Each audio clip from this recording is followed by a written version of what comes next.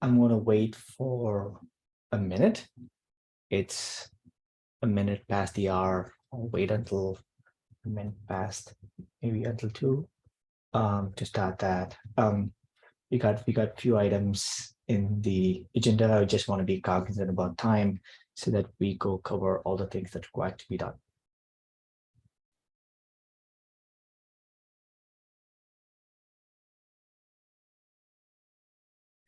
Okay. Hi,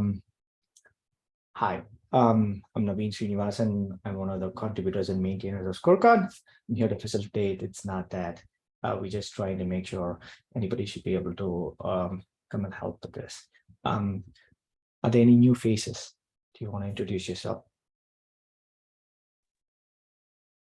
Hi, everyone. I'm actually attending this meeting for the first time. My name is Ashish Kurmi, and I'm from Step Security. My other co-founder, Varun, collaborates quite heavily with Scorecards. So going forward, I'm also looking to make contributions to the project and looking forward to it. Welcome aboard, Ashish. Thank you. Ashish, if you don't mind, can you, if you don't mind, can you please include that in your agenda meeting? Yeah, I'll do that. Cool, great. Is there anyone else who wants to introduce themselves? I'm Keith Ganger. I'm also from Lockheed Martin. I just joined. I've called in once before, but excited to be here and getting to know you guys a little better. Perfect, cool. Welcome aboard, Keith. Wait, now I think we got Jeff. Do you want to quickly go through project updates specifically, or should we get into the agenda? Yeah, I mean, these are just updates, not discussion. So since last meeting, I mentioned we're just going to do a release. So that happened. The operations funding that we discussed last time has been fulfilled by the Linux Foundation. So thank you for them. Other than that, I'm just working on code, and I'll be merging the contributor ladder PR that I've been discussing. I've got some good feedback on that on the issue, and incorporated those updates. Perfect. Did we have Matt in the call? So that looks like the first item is Matt wanted to demonstrate or discuss about the Cyclone DX efforts. Okay, I don't see Matt, at least on the call. So yeah, he's on my team. I'll reach out to him. Okay, so if by the time I'm going to move on to the next item, and if he's there, if he comes in, we will go ahead and talk about that. Okay. I see Raghav. Raghav was the one looks like added the second item, which is the OSS fuzz issue. I'm going to go open up. Raghav, do you have time to discuss about this right now? Hey, yeah. So this issue is about how our fuzzing check currently works. So we, in order to check whether a project is being fuzzed and can be scored for fuzzing or not, we check for the presence of 3 fuzzers, and we check it slightly differently. So for cluster fuzz light, we look for a Docker file that is used by cluster fuzz light to run the fuzzer. There is one fuzz, which I'm not, I don't recall off the top of my head how we look for whether the project is using one fuzz. And then for OSS fuzz, we actually look at the OSS fuzz repo for whether the project that you are running Scorecard on is part of the project config of OSS fuzz. So they have a Git repo, a GitHub repo where they store all the project YAMLs. And the idea here is that, the question I kind of wanted to raise is should we maybe look at a different source of information? So that Git repo, there are project YAMLs, and I think we currently just do a text search for the name of the project, and it's not clear when the fuzzing was last run or anything like that. We just know whether the project is configured to run in OSS fuzz. So the proposal is that OSS Fuzz kind of exposed this as part of their like structured build logs, we can read that log to know if there was like fuzzing actually run using OSS Fuzz, and we would get like more information about the particular build that the build of OSS Fuzz that was run. So yeah, just a proposal to change the data source, and I was wondering if people had any thoughts about once OSS Fuzz has this feature, this could be a way forward for us as well. At least I have looked at this before, Raghav. Probably not related to this, but OSS Fuzz provides a way to get coverage. Does coverage have the stuff? Because usually coverage, I remember looking at this specifically, not this, something related, wherein they provide a way to get the coverage for OSS Fuzz that you can obviously include in your fuzz details. Does that provide some of this information that you're looking for? That would be even better, actually. Like I guess like to say that like the motivation here is like we want to make this check more reliable. In general, we want to like make all of our checks more like reliable. If there was I'm not aware what the API is, but yeah.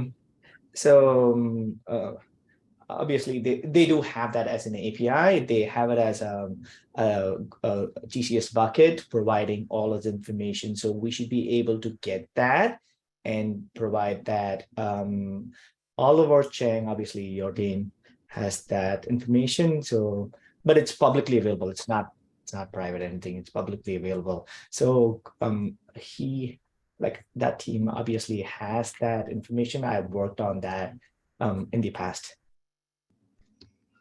Okay, so if it's private, would it be accessible by the cron, for example, or by like yes. someone? No, it is not private. Just an FYI, it's not private. It is public.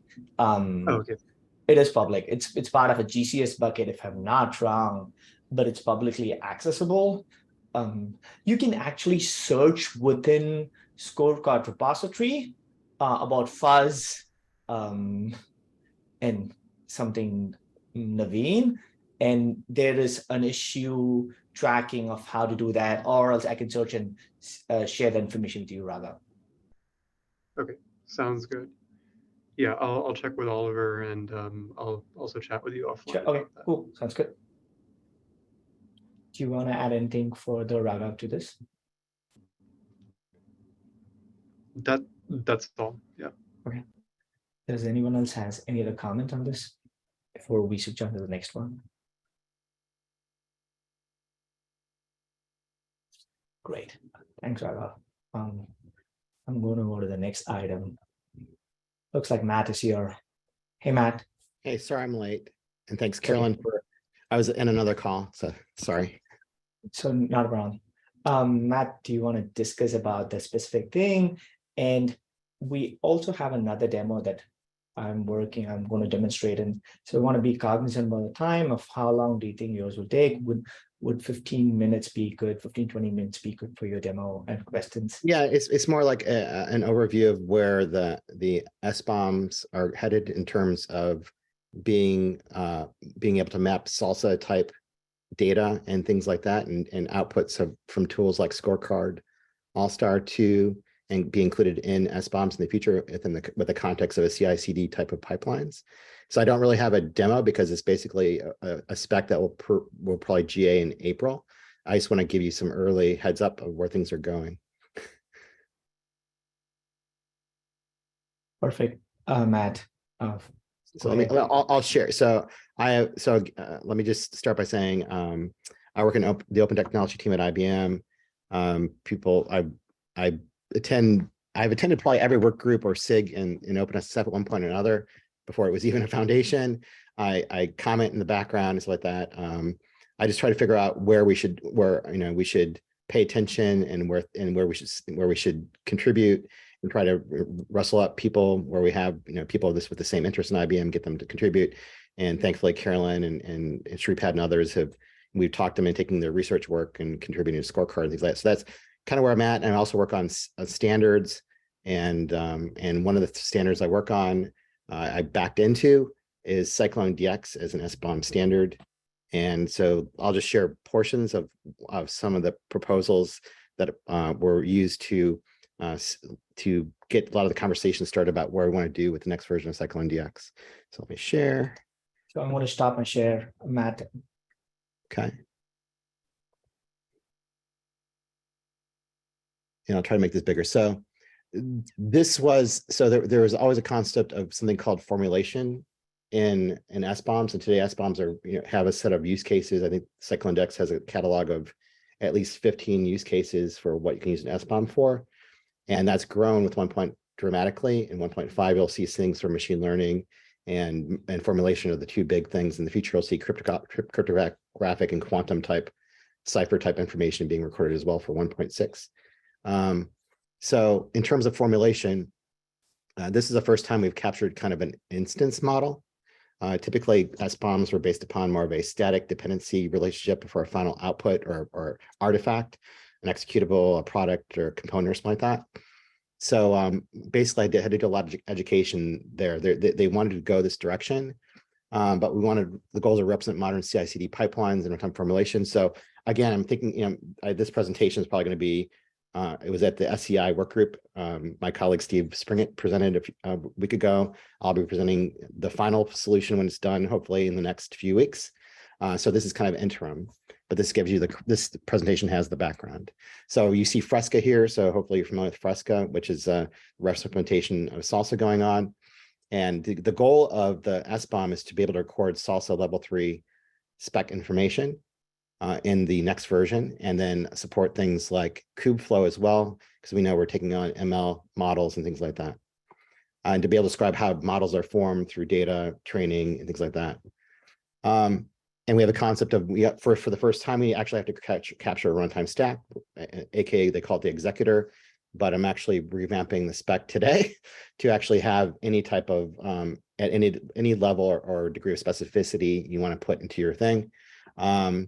Again, being Fresca, and I have background in Tecton. I had a couple of people I work with my team who work on Tecton, and they're maintainers and very influential there. And Tecton, we love it. Fresca picked it, and that's awesome for us.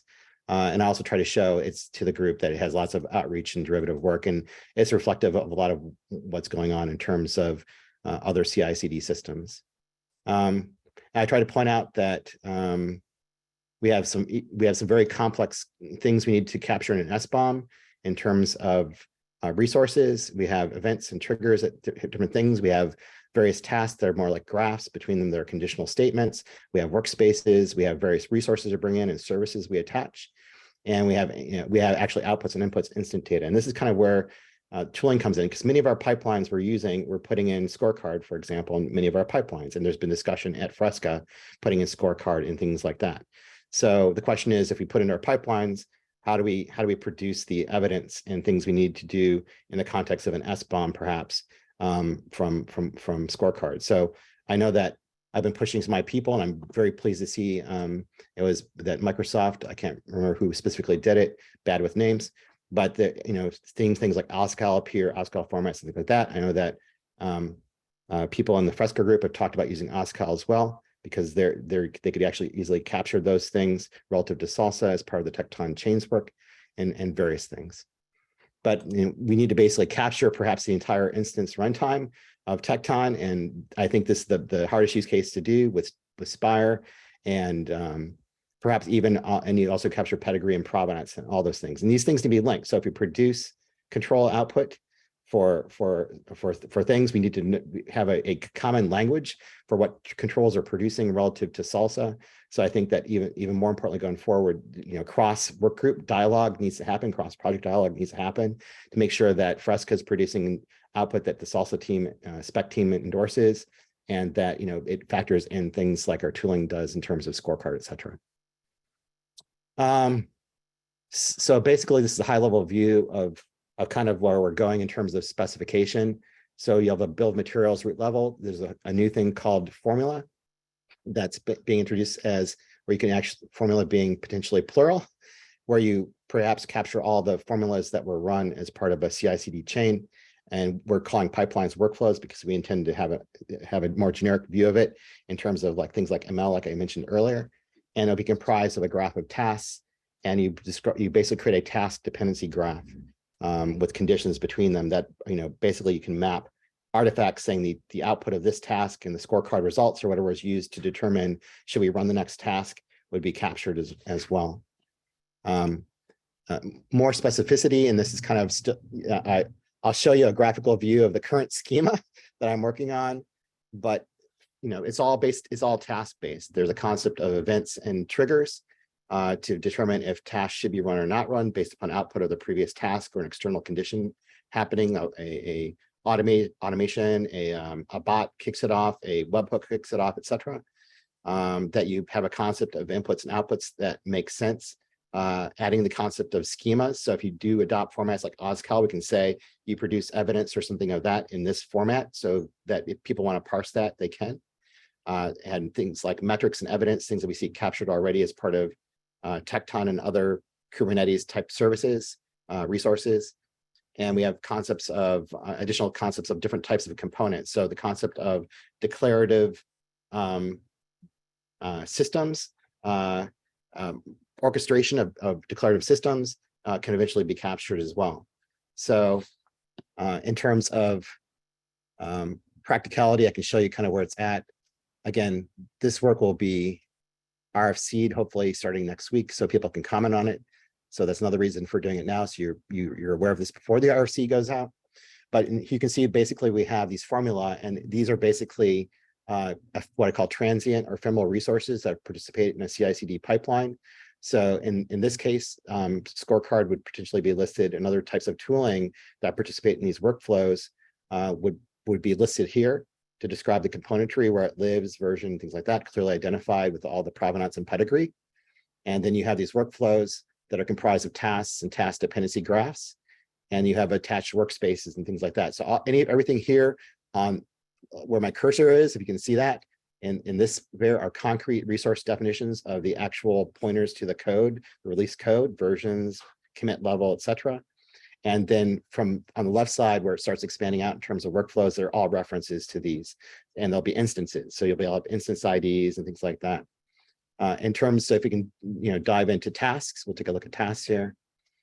So tasks have triggers, which are tied to events. Then we have steps. So each task can run a series of steps. You can actually capture the steps if you like. We capture time, start, and ends. We have external references.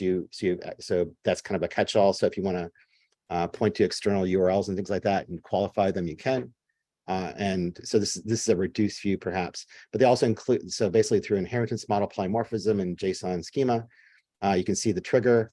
You can see it's kicked off by events. You can capture the source and target. So again, you can figure out who ran your tool or who kicked off the task that ran your tool, and you capture things like inputs, like what step specifically ran it. You can actually capture the command that was run in the container image, if you will, to execute your tool.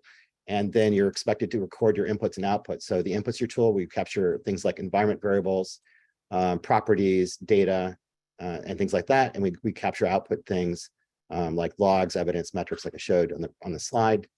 And then you have your tools arrays. You can actually create tools references. You can say this task explicitly has these tools and uses these tools in the context of this task, and things like that.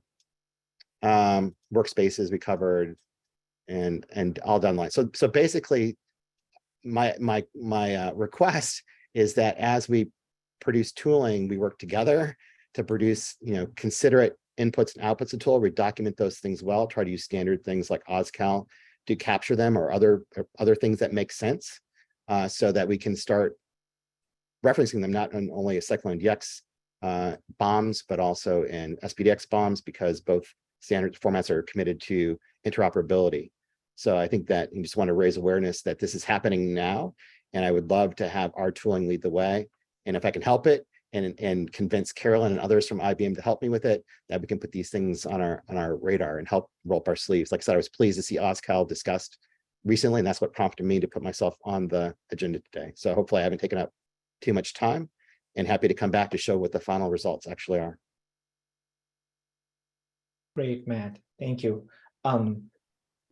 One suggestion you should probably create like when you have your RFC ready, create an issue so that it's captured, so that we can go discuss about this offline. Yeah, People who didn't Yeah, to be clear, yeah, I can definitely notify again, this is not a proposal for this, for the OpenSSF. This is an OAS Foundation, the Cyclone DX project. So the RC will come from the OAS Foundation, and I can absolutely link it wherever best for this work, for this group. Sure, thanks. Does anyone else have any other questions, comments for Matt before we jump on to the next one?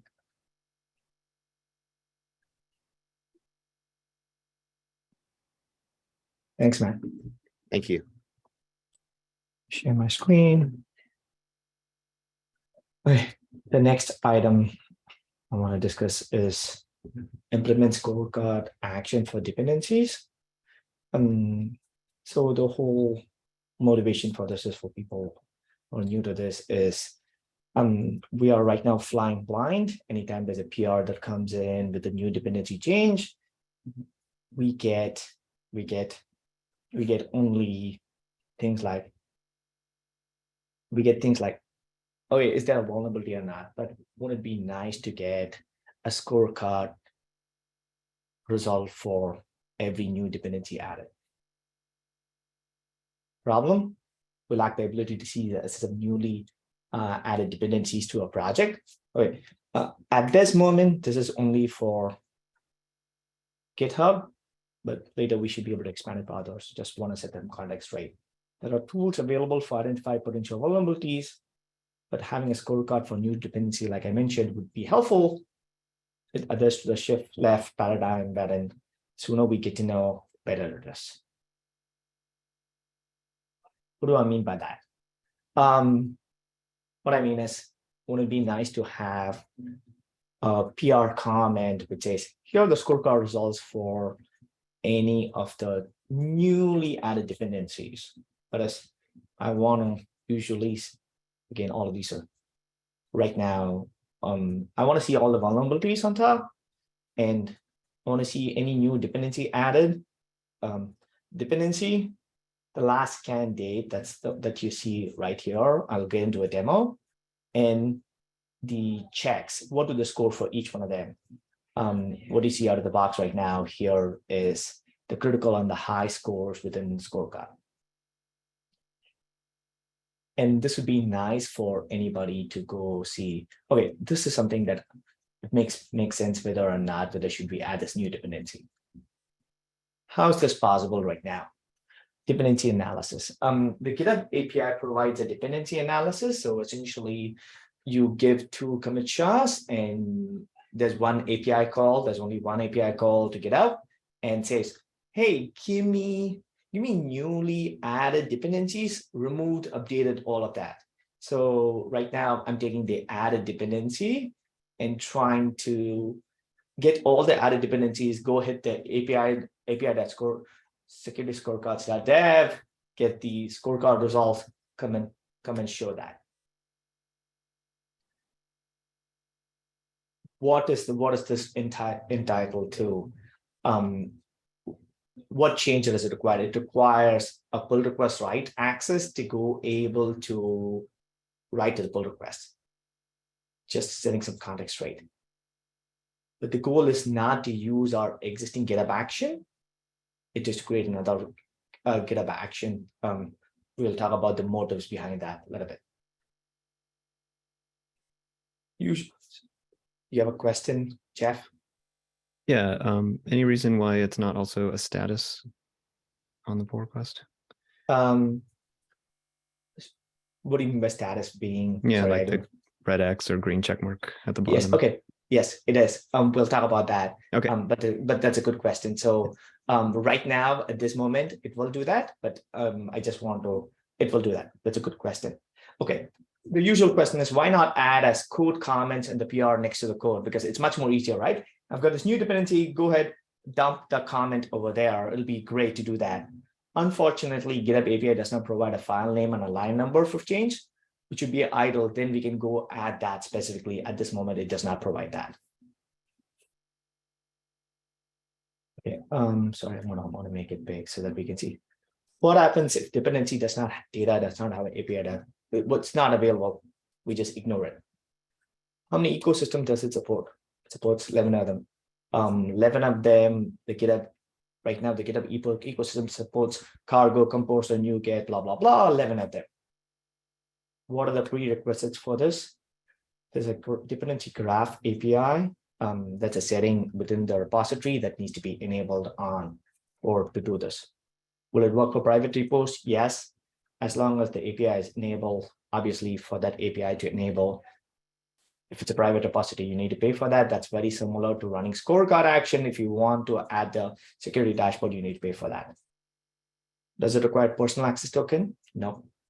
Unless you're hitting the private repository, it does not require any of that. Can I customize the checks that are being shown? Yes. By default, right now I'm dumping the 5 of them. I don't want to dump all 17 of them, but it's configurable to go get what checks every user want. It's a file change for that. Okay, now is now how is this? What is happening over here? I'm going to showcase this.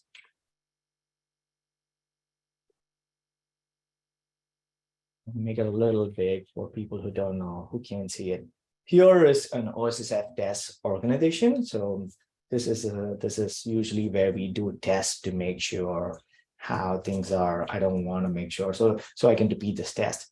So what happens is this is a bot check. Jeff, your question specifically.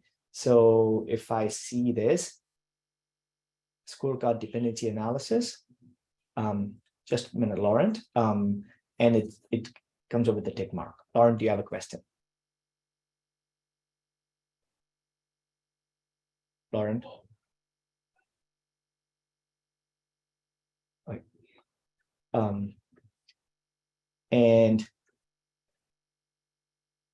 And specifically, I added a new dependency, and scorecard results comes with, for this particular dependency, here's like, if you want to go hit this up to go see what it is, you can go see this.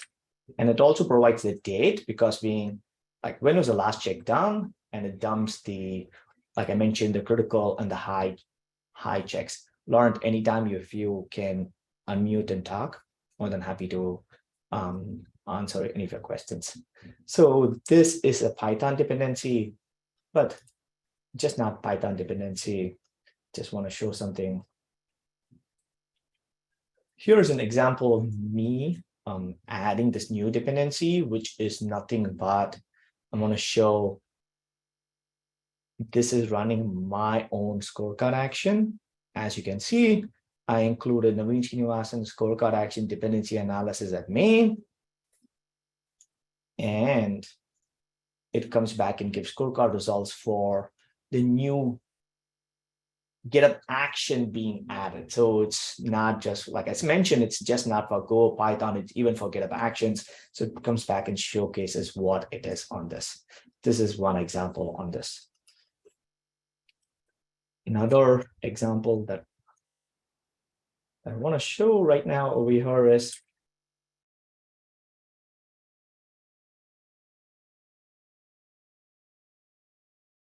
this is Jeff, your question as to this one fails. Why does it fail? Right now, I said, if there's a vulnerability, fail, or else I don't know what's the criteria for somebody to either succeed or fail. But if I see a vulnerability, I'm like, I fail this at this moment right now. So this is a Go repository. I specifically add a version of dependency that has vulnerabilities so that we can go demonstrate that. So this shows the vulnerability, and for every new dependency, what it is, how is it going on that? Okay, I'm going to pause right now, let people ask questions.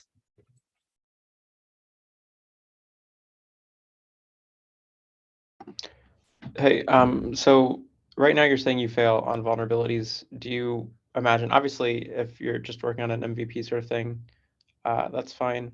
Do you envision like a policy file for someone to say if this Absolutely. check? Yes, Okay. yes. But crawl, walk, run. So I wanted to wait for the policy work that we are working on. I don't want to spin my own and say, oh, you know what? This is the way. I rather wait for that. And that's why I didn't include any policy. But that's the whole idea.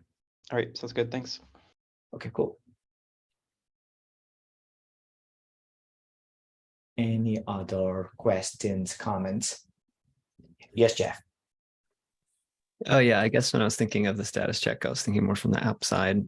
I see now that you can just fail the run essentially, and that's kind of like a failing the status check, which kind of brings me to just a suggestion for the future that, you know, if this is not super configurable, or like if people don't really need to control how they run this in their workflows, it might make sense to offer this as an app as well, because you can install an app on like your entire org. Like, you know, we've got the DCO, we've got the DCO app on our but the org, right? Yeah, the only thing is they need to have dependency graph API. Like, I'm just going to give sure. that. Oh, I mean, I think you can check that on at the org level too. Okay, cool. But yeah, because the action, you know, you have to get somebody to add a workflow and copy and paste your config into this their. is nothing. This does not require any of that. So yeah. Okay, cool. That's a good idea. I didn't know. I'll probably hit you up offline. How do I do an app? Like, I don't know how. Yeah, I've got all the code and an example of how to run, you know, because we do it for all stars. So yeah, I know. Okay. If you wanted to, you know, use all of that, I can show it to you. Perfect. Cool. Thanks, Jeff. Hey, Raghav, do you have a question? Yeah, I really like this feature. I was going to initially ask about the policy, but I think, yeah, it might, this is, it makes like just flagging on vulnerabilities for now makes sense. And like policies can come later. The other thing I was going to mention was like, it might also be good to have like a iterative strategy with like the interface here. So like inline comments. I think there are like some workarounds, even though you don't get comment lines, you might be able to like look at the commit diff or something and get a diff URL. I guess maybe that's like a future. Yeah, right. So like, absolutely, I agree. Like, my goal is like not make this GitHub specific, make it generic enough so we can go build an app for GitLab, provide it to them, provide to anybody, provide that as an option. But the initial, I think I was thinking is go provide this, but keep adding, getting feedback from real customers, say, this is nice, this is not nice. And that's why I didn't want to go down the rabbit hole of policy. I know everybody else is working on policy. Why should I come up with my own policy? Yeah, makes sense. Thanks. Cool. Just an FYI, it's this is all the code. This is nothing big. This is not super complicated. There's no magic per se. So this is the chunk of code. There's about 300 lines of code, and there's a types file. But that's all. There's no, and the motivation to keep this separate from to keep it separate from my existing action, like, is discussed in this issue, why we wanted to keep, what are the advantages, disadvantages for people who are interested to know about what it is on this. So obviously I'm going to send out a PR. So people comment, so that we can work through this, so that we can, after we merge to main, we don't have to release it. We can do beta tests to all our support organizations, our friends, partners, to go get this get some feedback, and then release it. So I would need only help with getting it to main so that then we can go open and Sigstore, Salsa, and all those organizations to start getting some feedback of how this is. And also part of this, I'm also going to, also adding test in OSSF test for different kinds of repositories to make sure it is. But like I mentioned, it's simple API call to GitHub and one API call to security scorecards.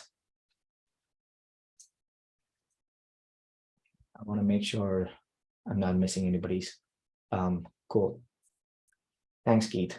Okay. I'm not missing anybody else. Any other comments? Just want to make sure we are good with this.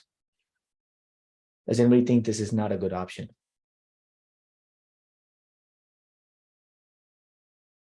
Okay. Quick request, would you mind dropping a link to this issue in the chat just so I can bookmark it? Absolutely. Absolutely. I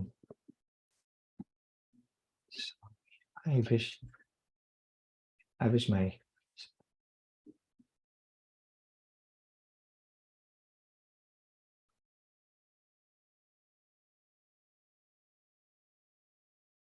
there you have it.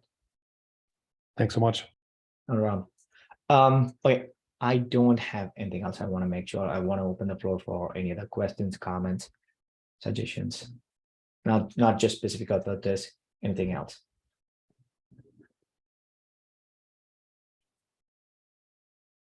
Okay, so just an FYI, Brian Russell, who's on this call, and we're going to be talking in a couple of upcoming conferences. I know it's a shout out, the shameless plug, at least for me.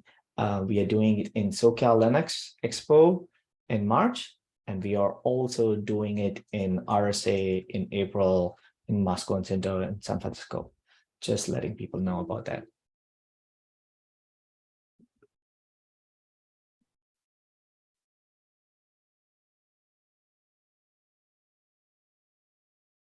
It's a good question, Brian. I think we should probably post that in OpenSSF Slack to know if anybody else is attending the conference. What was the second one? One is the SoCal Linux Expo. That's about 20 years in running. And the other one is RSA. Oh, RSA. Yeah. RSA has a lot more stricter conformance that we have to follow through, how the slide deck should be and all of that. It's going to be fun. Sorry, I stopped my share. I'm going to go back to my issue. Okay, I'll add a link to my slide deck over here so that anybody who couldn't come to this meeting is able to go to the slide deck on this specifically.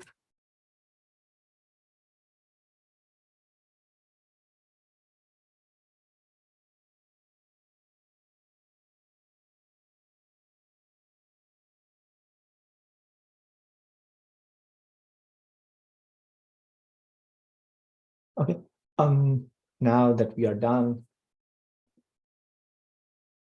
looks like we have 20 minutes. Should be able to get back 20 minutes.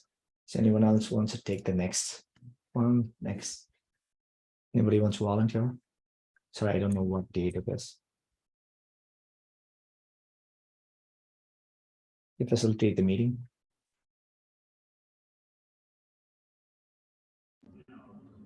I can take that one. Sorry, okay. Bhagav, do you know what the date is? It's March 4th, 3rd. Okay. No, okay. I'm sorry, 9th, the 9th. Okay, March 9th. Okay, perfect. Okay. Yeah. Okay, cool, Bhagav. All right. Thanks, everyone. See you next 2 weeks. See ya. This guy, see ya. Thank you. See ya. Yeah.